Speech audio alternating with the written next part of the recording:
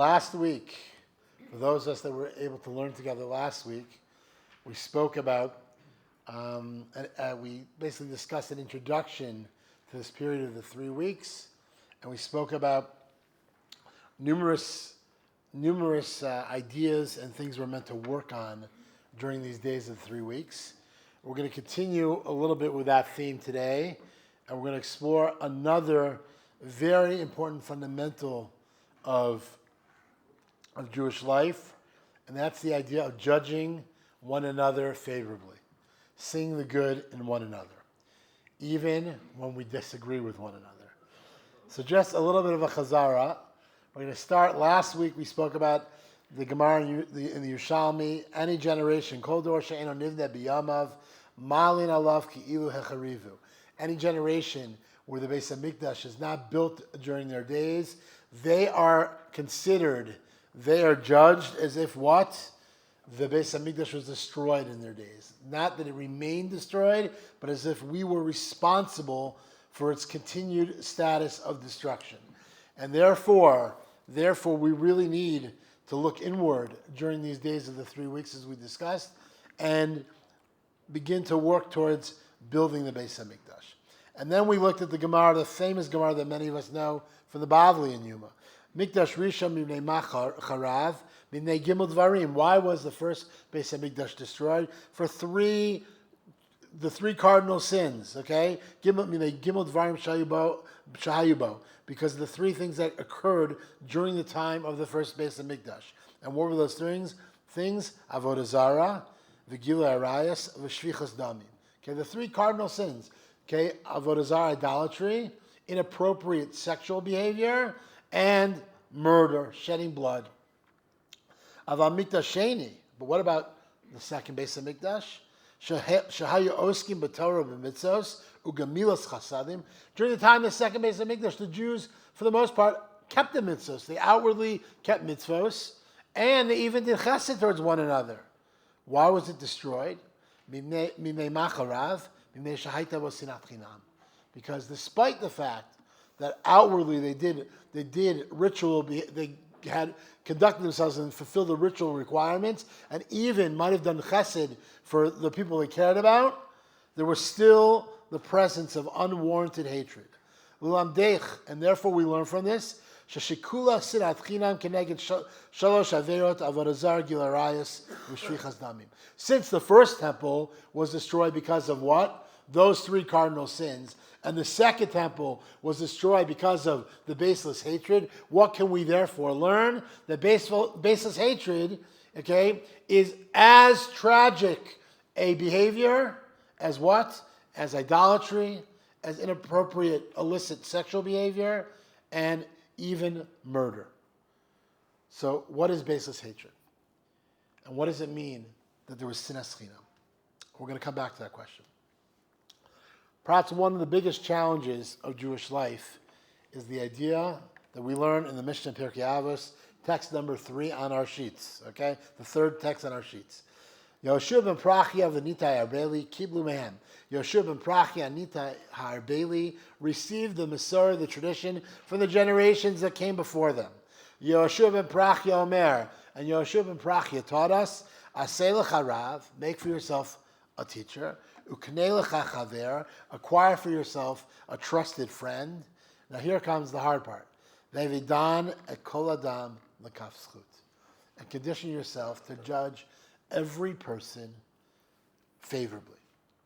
Now, the first two parts, pretty simple. Most of us have teachers in our lives, people that we respect, that inspire us, that we learn from, that we call upon for advice and guidance.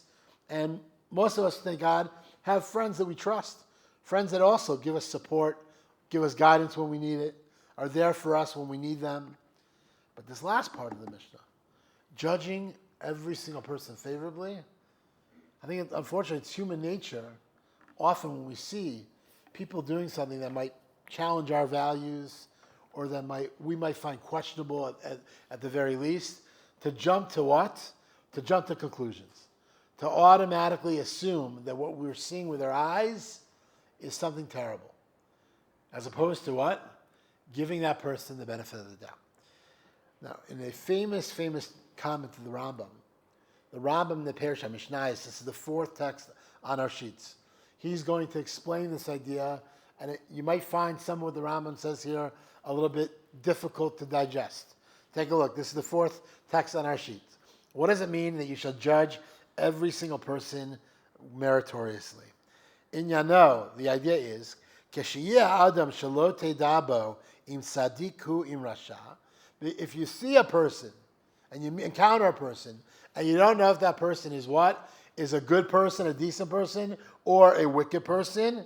V'teireu sheyaseh maaseh o yamar davar she'im tefreshu al derech achat yiyatov. And you see him do something, okay, or say something that if you take it in one way, it could be considered something good. And if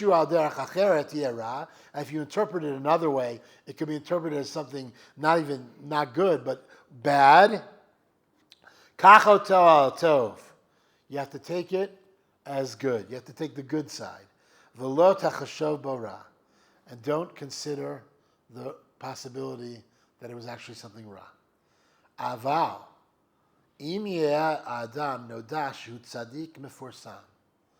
First, let's just review the first part of the Rambam, then we'll do the next part.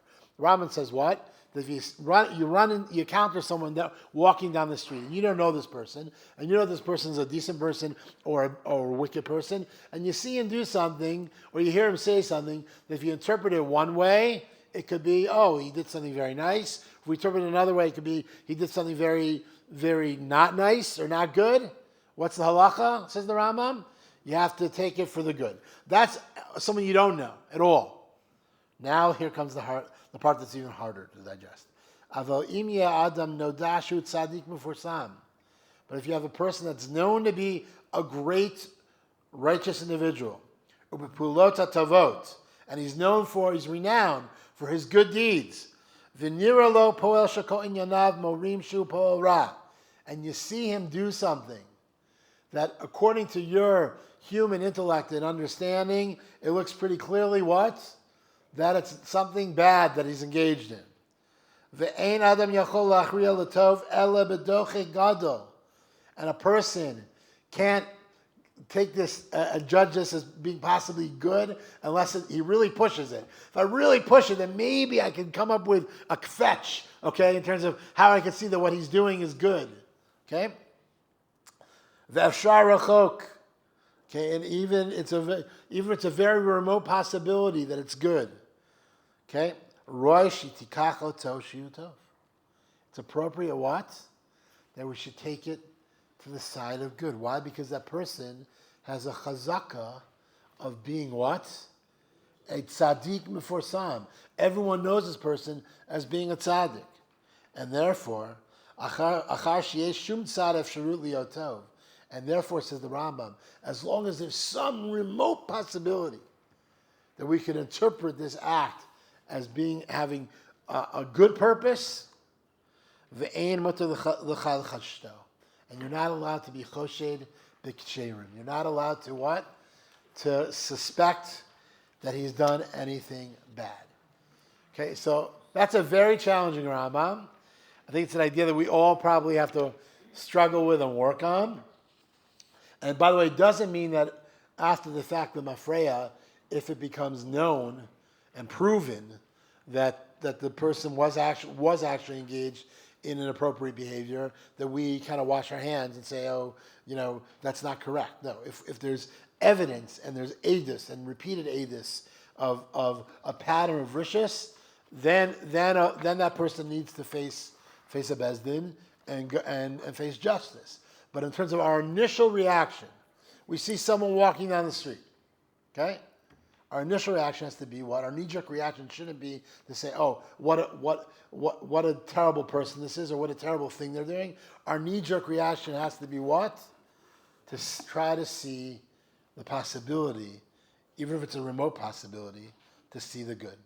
If you turn your sheets, we see Rabbi Nachman of Breslev takes this even further. Okay, we saw again, just to repeat what the Rambam said. The Rambam said it starts with a scenario where you don't know if a person's a good person, a righteous person, or a wicked person. Okay, in that scenario, you have to what? Doesn't matter. You have to judge them favorably. And if you know that person is a tzaddik, then even more so. There's a din of chazakah that we have to judge them favorably. But what about a Rasha? What about someone who's actually known to be a Rasha? So take a look at what Rabbi Nachman says, the top of the second side. Da, when Rabbi Nachman uses the word da, which means no, he means know with certainty. Okay, and we're going to learn two pieces of Rabbi Nachman that use that word together today. And anytime it appears in Likutei Maharam, when Rabbi Nachman uses that word da, it means know for certain, know with certainty. Da, ki tzarich ladune kol adam l'kaschut. Know with certainty that you must judge every person meritoriously. Va'afilu mishu rasha gamor. Even someone who's known to be what? A complete rasha. Tzarich l'chapes linso bo eze ma'atov. You have to search high and low, literally search deeply, in order to find some spark of goodness. Sheba'ota ma'at ein rasha. Because in that little place where you see that little spark of goodness, he's not really a rasha. And through this, by you finding that little bit of good, and judging him favorably, what have you done? You've lifted him up, literally, to the side of good, because what you've recognized is that something that maybe no one else recognized. Okay, up till now, everyone wants to say, this guy is a terrible person. But you're able to look deep and find some spark of goodness. So through that, number one, you've identified that he has some spark of goodness. And more than that, yuchal la'ashiva b'tshuva. And you, through that, by you being able to see the good in him and identify that good, and maybe encourage that good to become manifest, you have the capacity, what? To enable him to do tshuva. Okay. By the way, many of us have learned together a beautiful Torah from the Belzer Rebbe. The Belzer Rebbe, on the Seder night, talks about the Rasha, the proverbial second son in the Haggadah, right? And the one of the things that we do in our reply to the Rasha is we're told Hakeh et shinav, which literally means what? Push forth or blunt out his teeth. But says the Belzer Rebbe, you can read that, interpret that a little differently. Hakeh et shinav, push forth his sheen. If you look at the word Rasha, you can write this down right now. Write the word Rasha, Resh, Shin, Ayin. Okay? If you look at the word Rasha, what's the inside, the middle letter of the word Rasha? It's a Shin, which means on the inside, the proverbial Rasha is a Shin. What's a Shin? It's a letter with three stems, which corresponds to Avraham, Yitzchak, and Yaakov, says the Belzer Rebbe. On the inside, that Rasha is what? Is good. On his inside, in his essence, he's connected to Avraham, Yitzchak, and Yaakov. He's only Ra on the outside. If you take out the Shin, you're left with the letters on the outside, which are Resh and Ayin. He's only Ra on the outside. He's rough around the edges. He's not refined. On his inside, he's a Shin. He's good. And that's exactly what Rabbi Nachman is saying here. We need to look, all too often we meet people, and we meet them, we have a difficult encounter with them, and we want to write them off after that first encounter and say, this person's lost. There's no hope for this person. Chas v'shalom. Rabbi Nachman tells us, if we're able to find that good, to see that little good, and bring forth that little bit of good, not only does it change the way we see that person, and therefore we've improved ourselves, it gives us the capacity, what? Perhaps to have hashpah on this person and encourage them to do tshuva. Okay. With this as our introduction, Rabbi Avram, I told you we're going to learn a couple of Agadah that we've learned together in the past today, just because it goes with the flow of this year. We're going to look, over the past couple of years here in these classes, Bavasham, we've learned a number of Agadah, rabbinic legends, parables together. We're going to learn two of my favorite, and you'll recognize them if you've learned with me before, because they come up over and over again when we learn together. We'll learn two of my favorite together that I think are going to demonstrate these messages, if we look at them the right way, being illustrated by our Chazal as well. We're going to begin with a famous story about Rabbi Akiva. Now, we all know that Rabbi Akiva becomes the greatest of the Tanaim. He becomes the greatest Talmid Chacham of his generation. But how did Rabbi Akiva's life begin? What? Until he was 40 years old, he was a complete Am Haaretz, complete ignorant shepherd. Didn't even know how to read Aleph Bet. Okay? So, unlike many people that we know, sometimes we meet people that become Bali Tshuva later in life and they want to forget their life that came before them. We're going to learn a little bit from Rabbi Akiva, the story of Rabbi Akiva, and Rabbi Akiva's story in his own words. So take a look at this is the second source on the second side of the sheet, the Gemara in Pesachim. Tanya Amar Rabbi Akiva. We learn in the name of Rabbi Akiva. Keshayiti Am Haaretz. Rabbi Akiva said, when I was an Am Haaretz, when I was an uneducated field boy, Amarti mi yitain li Talmid Chacham v'anshechnu kechamor.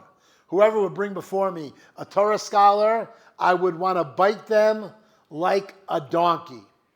Okay, we just learned about the speaking donkey. But this is a donkey that wants to bite. Amrulo Talmidav. His students said to him, Rebbe, Amar Kekelev. Rebbe, don't you mean I would bite them like a dog? No one says, like the donkey bites. They say like the dog bites. Don't you mean you would want to bite them like a dog? Amar lahen zen noshech v'shover etzim v'zen noshech v'eno shover etzim. He answers them, no, I meant a donkey, because when a donkey bites, it bites and breaks bone, while a dog doesn't bite and break bone. It breaks the flesh. It's a flesh wound, but it doesn't break the bone. So what do we do with this Gemara? At face value, it seems that what? Before Rabbi Akiva was the beneficiary of a Torah education, he seemed to have tremendous animosity towards, even anger, towards Talmidei Chachamim. Right?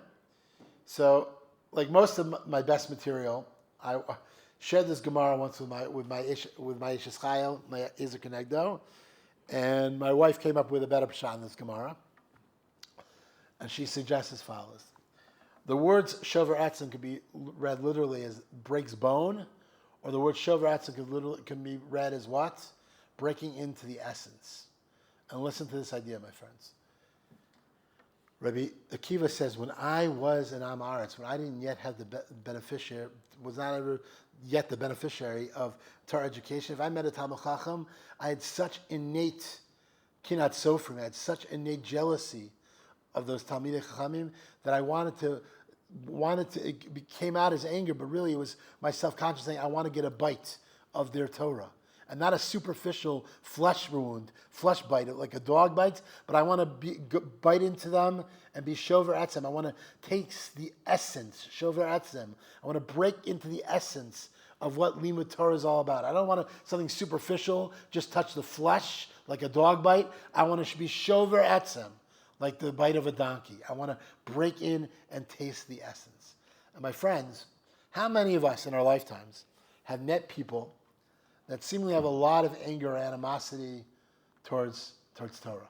Probably all of us. I met people, probably have some family members, we probably have neighbors that we've met that seem to have, at face value, have a lot of animosity towards Torah. So whenever I have such an encounter, sometimes you have to take a step back, because ba'asher usham, when you're in the midst of it, the heat of the moment, it's hard to do this. But whenever I experience something like that, I remember this Gemara. And I take a step back and I say, you know what? How do I know that this person standing before me that seems so angry, that seems so turned off, that seems so cynical, how do I know this person doesn't have the potential to become the next Rabbi Akiva? And the answer is we don't know. And therefore, just as we learned from Rabbi Nachman and from the Rambam before them, we need to take a step back and not jump to conclusions and not write that person off. We need to find a way to bring that person closer. We'll take questions at the end, Bob, okay? So that's the first of my two favorite Gemaras that we learned together. We're now going to learn the Gemara in Chulin, the story of Rami Bar Tamri, also known as Rami Bar Dikulai. So Rami, our protagonist of our Gemara that we're going to learn together right now, there's the personality named Rami, who's known as Rami, the son of Timarim. What are Timarim? Dates. And he's also known as an alias. He's also known as Rami, the son of Dikalim. What are Dikalim? What's a decal? No, a dekel is a palm tree that doesn't have dates. Okay, so our protagonist is known by two names, and we're going to discuss the significance of those two names as we learn this Gemara together. Okay, what? A dekel is not. Besura lo achal kachale. So the Gemara begins that in Surah, we're going to talk about two of the great Babylonian Talmudic academies, right? And centers of learning. You have Surah, they didn't eat the kachal. What's the kachal? The udder of a cow. And what might be the shayla about eating an udder of a cow? It produces milk. So are you able to purge that udder of the chalav and the milk or not? Okay? So Besura lo achal kachale. In Surah, they didn't eat the kachalim. They didn't eat udders. But Pumbedita achale kachale. But in Pumbedita, they did eat the others. Rami bar Tamri, Dehu Rami bar Dikuli.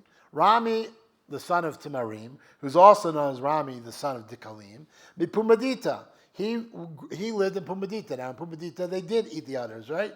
Ikala l'surah b'mali yom Kippur. He comes to visit Surah on Erev Yom Kippur. Afkinu kuli alma l'kachlinu shtinu. So Rami realizes it's Erev Yom Kippur. People are preparing for their sudos before the fast. People are shechting animals. And if they're shechting animals here in Surah, where they don't eat the others, what are they doing? They're throwing out their others. Therefore, he says, I'll go up and what? No. Right. It's not the other way around. Okay? So, he said, therefore, he says, what? I'll go and gather up the others and I'll eat them. And they see him doing this and they bring him before Rav Chisda. Rav Chisda is the chief rabbi, the Rosh Shiva. Amar le, amai tavid hachi. They say to him, there's a tribunal in front of the chief rabbi. Okay, why do you conduct yourself this way? Amar le. So he answers them, Mi'atra de Rav Yehuda ana dachil. So I come from Pumbedita, where Rav Yehuda is the Maradasra, and there we eat the udder. So what do we learn first of all? The Rami is very well aware, and we knew that already because he saw that he realized they're all going to be throwing out the udders. Rami's very well aware that in Surah they don't eat the udders, but in Pumbedisa, where he comes from, they do eat the udders. Okay. Amar le. Don't you know that if you're a guest in someone else's community, not only do you have to respect your own minhagim, but you have to respect minhag makom? So listen how Rami answers them. Oh, he says, of course I knew that halacha. He says, therefore I was so makbid on this halacha that I gathered up all the others and I made my barbecue just outside the city limits, and therefore I was respecting minhag makom. Okay, so now what do you learn about Rami? Not only was he hungry, and he gathered up the udders from the garbage, but what? He knows a little Torah also. He's a shtickle Talmid Chacham, right? And then they ask, they continue with the tribunal, by the way. Then they ask him, what do you use for fuel? Amar lebe portsani. And Rashi tells us portsani are like the dried up twigs and leaves from grapevines. The deal may be therefore, if it's from grapevines, they say, well, maybe, how do you know that those grapes were not originally planted for what? To make sacramental wines for idolatry. Maybe they were used for yayin nesach. Don't worry, they were all dried out, meaning there were raisins present on the branches. These grapes were not used for wine; they were dried out. V'dilma de gezel, therefore that doesn't satisfy them either. Maybe they were stolen. Okay, maybe you didn't ever shus to use them. Amar le yeush ba'alim hava. He said, don't worry. Anyone who had any claim to this has given up their claim to these twigs. Why? Dikadachu bahu chilfi, because they were covered in mold. So let's take a stop here for a second. Rami bar Tamri, also known as Rami bar Dikule, is a guest in Surah Erev Yom Kippur. He goes around gathering up from the garbage the kachalim that were discarded. he uses moldy twigs for fuel, okay? And they're still not satisfied. They're still so agitated that he's eating that piece of meat that people discarded. Chazia de lo have menach tefillin. Now they notice, and the tribunal continues, they notice that Rami is not wearing tefillin. In those days, people wore tefillin all day long. Amar le, my time alod menach tefillin. What possible reason do you have for not wearing tefillin? Amar le, chole me'ayin havi. He says, I have an intestinal illness. Well, maybe because he eats food from the garbage, cooked on moldy twigs, but okay. He says, I have an intestinal illness. Amar Rabbi Yehuda, chole me'ayin pater minat tefillin. And Rabbi Yehuda paskin for me that since I'm constantly going to the bathroom all day long, I'm exempt from wearing tefillin. And that doesn't satisfy them either. So now they know what else? Now they know another wrinkle about him. He's a Talmid Chacham. He's a guest. He's eating from the garbage. Okay, he's sickly. And that doesn't satisfy them either. Chazia de lo hava karami chuti. They see Rami's not wearing tzitzis. Amar le my time late lachuti. What possible reason could you have for not wearing tzitzis? Amar le talit she'olahi. He says, I'm wearing a borrowed garment. He says, and Rabbi Yehuda paskin that if I'm wearing someone else's cloak, it's exempted from the mitzvah tzitzis for 30 days. So what do we know about this Rami? He's apparently impoverished because he showed up on your doorstep on Erev Yom Kippur, mind you. He showed up in your community on Erev Yom Kippur. He is a knowledgeable Jew, okay, who seemingly is sickly, impoverished because he hasn't taken a Airbnb and he's eating from the garbage and he's wearing someone else's clothing. And despite all this, and by the way, how does this Gemara end? The Gemara tells us they brought the next case before Rav Chisda. The next trial began, and that's how the story ends. So, what's the message here? So, Ritzadak HaKohen Rublin, the great Hasidic master, he tells us that if you want to understand an Agadata, if you want to understand a rabbinic parable, sometimes the clues to understanding the parable are the tractate and chapter of that tractate in which that parable appears. So this parable appears in the tractate of Chulin, which contains most of the laws of kashrut, and specifically the laws of permissible meats, and the chapter of Chulin where we find much of the laws of basar b'chalav, of the separation between meat and milk, okay, appear in this parak, in this chapter of Gemara. And therefore, if we take Reb Tzadok's advice, I'm going to suggest that the message of this Gemara is very, very powerful. This is a chapter of Gemara that every single Jew who studies for the rabbinate, to be ordained as a rabbi, needs to master, because it contains within it the laws of kashrut, and more specifically the laws of basar b'chalav. And what's mapped out in this beautifully powerful rabbinic parable is a very important message. And that is, it's very nice that as we're focusing on all the minutia of halacha and getting all the details straight in terms of how to paskin a shaila, it's very nice to keep those halachic details in our minds.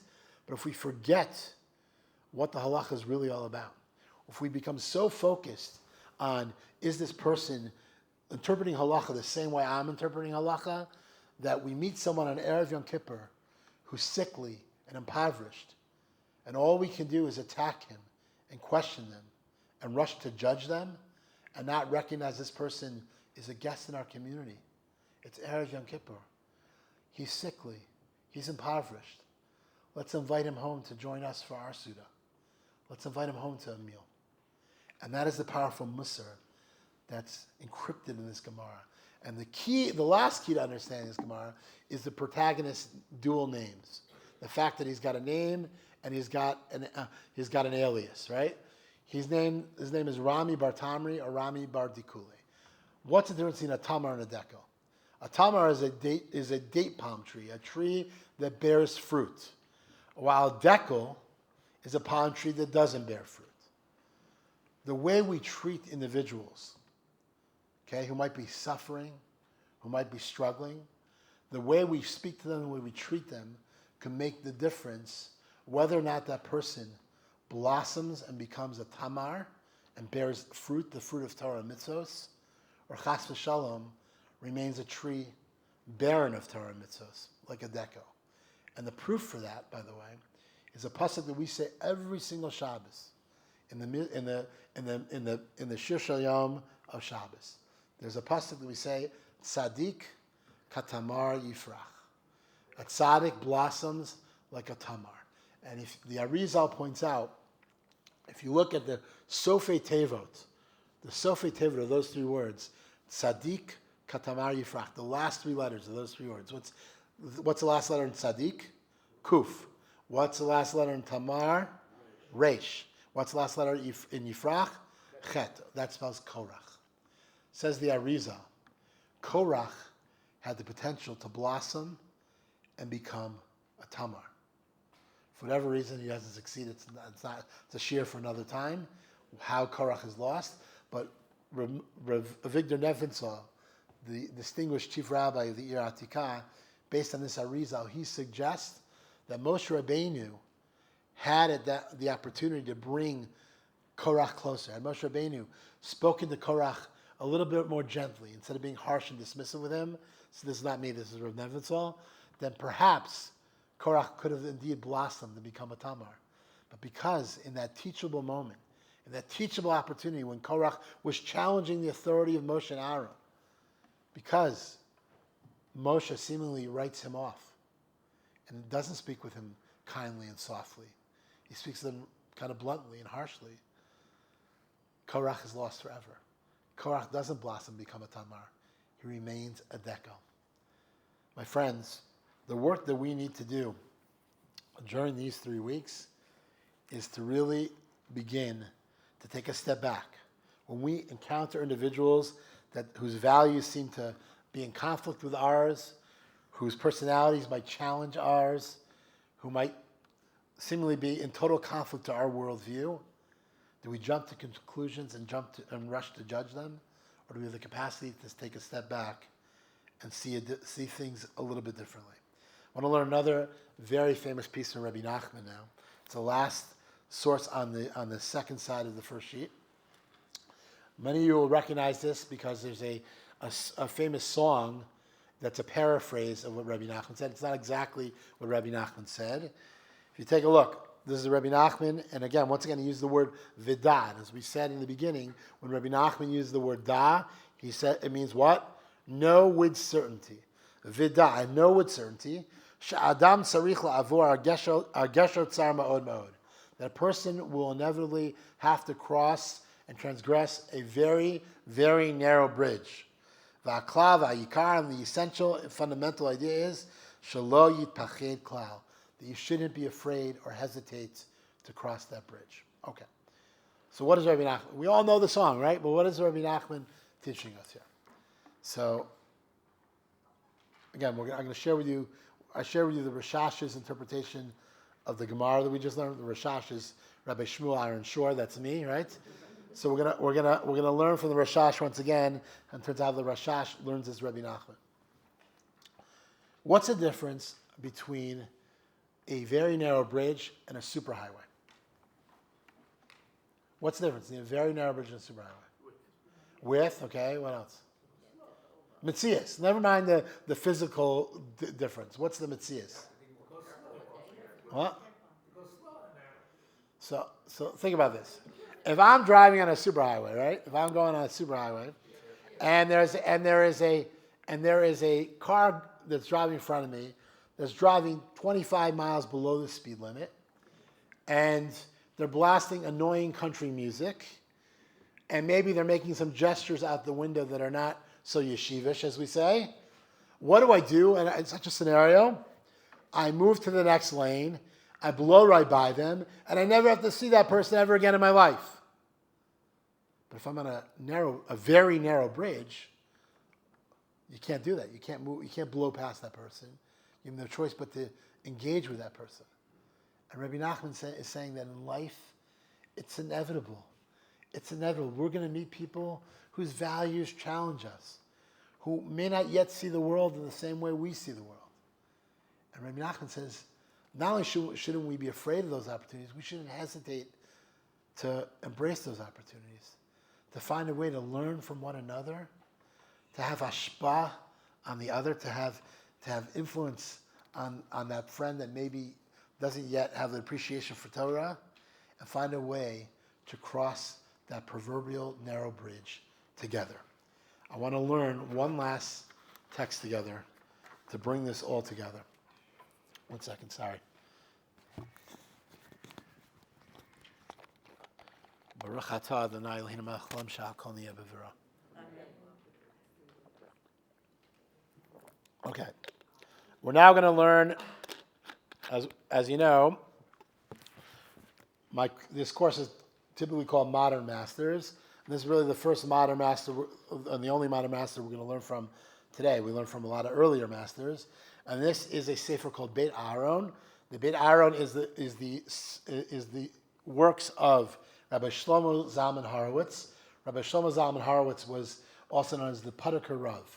He was a direct descendant of the Baal Shem Tov HaKadosh, and he was a dayan in numerous Hasidic courts in Europe before the Shoah. After the Shoah, he survived, and he came to the Lower East Side, and became a Rav of a shtibel on the Lower East Side in Grand Street. And Moshe Feinstein, Zecher Tzadik Kosh Livracha, was very much machshiv him. Moshe encouraged him that he should become an Admor, should take on the status of being an Admor. After all, he was a direct descendant of the Baal Shem Tov, and this Rav did not want that, did not want to be someone that gave out brachos or people came with kvittel. He just wanted to teach Torah. And my father-in-law, Rabbi Moshe Snow, who grew up in the Lower East Side, used to daven as a kid in this shtibel. And after the Parakar Rav passed on and was nifter, so his family published two beautiful volumes of his Torah, one on Chumash and Chagim, and one on Pirkei Avos. And in the back of Pirkei Avos also, what's incredibly valuable is that we have a detailed biography and autobiographic notes of this Rav's life, as well as stories of his interaction with numerous great Hasidic masters and great luminaries that he knew personally. Anyways, so we're going to learn a little bit from the Sefer Beis Aaron today on his commentary on Pirkei Avos, on the Mishnah that we all began with, the Mishnah of Yehoshua ben Prachia, teaching us that we have to judge every single person favorably. So this is the last sheet. And one should judge every single person favorably.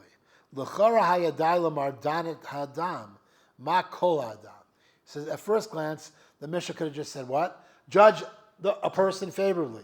Why do we need that extra word that seems superfluous? That we should judge every person or the entire person. Listen to what he says. Yachol faresh. We could explain as follows. If a person, thank you. If you see someone doing something terrible, one terrible thing, okay?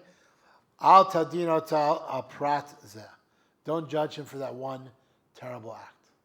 You see someone do something that's really despicable, okay, an embarrassment. Don't judge him for that one terrible act.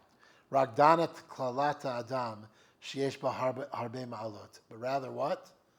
See the whole picture of the person. And that whole picture has many, many accomplishments and good things. V'az chisaron zeh tibatel b'shishim berov ma'alotav v'tadinoto l'kafskut. And therefore, if we're able to do that, and we see that one avla, that one terrible act, what? If we see it in the picture, the scheme of the big picture, what can happen? If a person has 1,000 good deeds and one misdeed, then that one misdeed is batal b'shishim. Okay, we have a halachic principle in kashrus that if you have 60 parts of something kosher versus one part of something that's not kosher, what's the halacha? It's batal b'shishim. The little part that's not kosher is batel, is nullified by all that surrounds it that is kosher. Okay. So now that's the first idea that he introduces. Now he is going to introduce another idea. All right? But ofen acher yechol faresh, and we can explain this another way. Shelo rak et adam benoni sheyesh ledano l'skut u'lechovah tachriya l'kafskut. It's not just the average person that you have to judge favorably and therefore bring him over to the side of merit. Ela kol ha'adam afilu rasha. just like Rabbi Nachman told us. But even what? Every single person, even a Rasha, Tadano b'afsharut l'kolzeh. You have to judge him favorably, despite the fact that he seems to be a Rasha. And he says, we see this in the Maharsha, and the Maharsha brings a Gemara in Sanhedrin. The Gemara in Sanhedrin says, Ein moshivim b'Sanhedrin elami shiodeh l'taher tasheretz.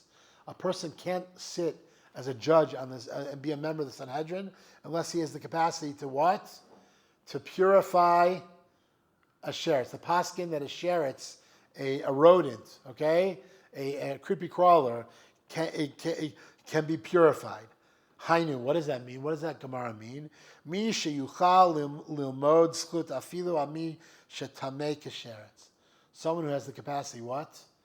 To see and judge favorably even someone who's completely impure, like a sheretz, like a creepy crawler. Limso lo zchut l'taro. To find a way to see, to judge him meritoriously and to purify him. V'hu perush nifla mi'ar marsha hakadosh. And there's a beautiful interpretation from the Holy Maharsha, L'mod zchut al kol echad miYisrael, in terms of what it means to judge every single Jew favorably. And then he brings together, just to bring this all together, one last idea. V'yadua de Chazal, we know that our Chazal have taught us, Asher kol adan et chaveiro l'kaf.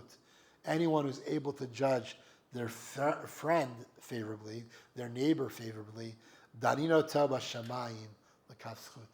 They will be judged favorably in Shamayim, the heavens as well.